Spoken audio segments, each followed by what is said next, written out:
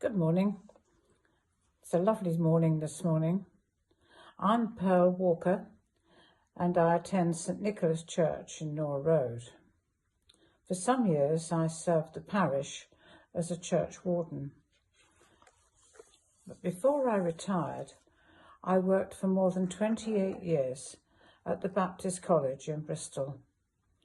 It happens to be the oldest theological college in the world. First as secretary to the principal, and then as bursar. We had quite a significant and important collection of books and Bibles in our keeping, and every year we used to have groups of children from the nearby Bristol Grammar School visit the college to see some of the collection. Usually the children were entrusted into the care of one of our tutors or the principal, and just occasionally I had that privilege. The rarest item we had was an illustrated and decorated copy of the New Testament, translated into English by William Tyndale. There are only 2 known copies of that first edition which have survived. One is in St Paul's Cathedral, which is incomplete, and the other, the one which the college had, is now in the British Library. William Tyndale was a tutor working in Gloucester, and his vision was that everyone, even every ploughboy, should be able to read the Bible for himself. The first edition was printed in Europe in 1526 and then smuggled back into England. The copy we had was just beautiful, and there was a story that it might have been the copy that Anne Boleyn owned, which she took with her to her execution, though how much truth is in that, I'm afraid I do not know. So we are able to read the Bible today because William Tyndale and others after him were prepared, in his case, to even be burned at the stake. We owe much to William Tyndale. In 1976, the college had some copies made. It was only a very limited number, maybe 100 or so, and I know that only 12 copies were made with gold leaf edging and special leather binding. I did see one of these once, as I was asked to wrap one up as a wedding present for Charles and Diana's wedding. It was a gift from the Free Church Federal Council. I do sometimes wonder what happened to it. I have a copy of the plainer one, and if anyone is interested to see it, do let me know, because I would be delighted to share it with you. William Tyndale's influence has been as wide as Shakespeare. Between 1525 and 1535, he gave us our English Bible, translating the whole of the New Testament and half of the Old Testament.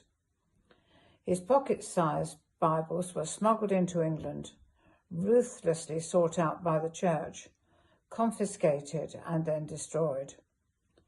Tyndale himself was condemned as a heretic, strangled and burned outside Brussels in 1536. His work has survived, though. Much of Tyndale's New Testament was carried over almost verbatim into the King James, or the authorised version as we know it, the version of 1511, which also reproduced a great deal of his Old Testament. From there, phrases so well known that they are often thought to be proverbial, such as "let there be light," "fight the good fight," "the signs of the times," "the spirit is willing," have passed into our common understanding.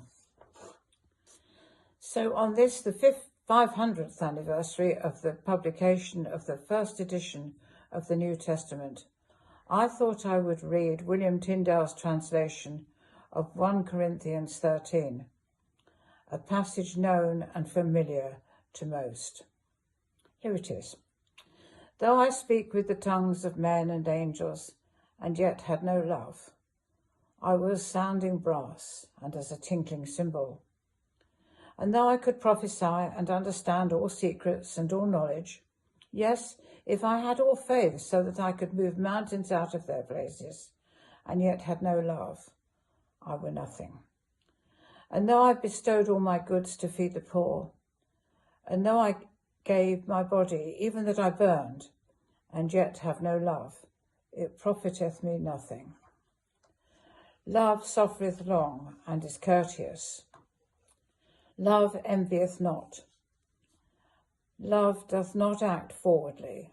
It swelleth not, dealeth not dishonestly, seeketh not her own, is not provoked to anger, thinketh not evil, rejoiceth not in iniquity, but enjoyeth in the truth, suffereth all things, believeth all things, hopeth all things, endureth all things. Though that prophesying fail, other tongues shall cease, or knowledge vanish away, yet love falleth never away. For our knowledge is imperfect, and our prophesying is imperfect. But then that which is perfect is come, then that which is imperfect shall be done away. When I was a child, I spoke as a child, and I understood as a child. I imagined as a child. But as soon as I was a man, I put away all childishness. Now we see in a glass, even in the dark, but then shall we see face to face. Now I know imperfectly, but then shall I know even as I am known. Now abideth faith, hope, and love, even these three, but the chief of these is love. The publication in 1526 of a modestly priced pocket edition of the New Testament in English was possibly the most important single event in the history of the English Reformation. We mustn't waste this most precious gift, for God not only speaks to us through the reading of it, but it was a most costly gift to us from a humble, learned man who was passionate in his beliefs and, in fact, lost his life producing this most precious book which we have. May God bless us all and speak to us all through his holy word. Good morning.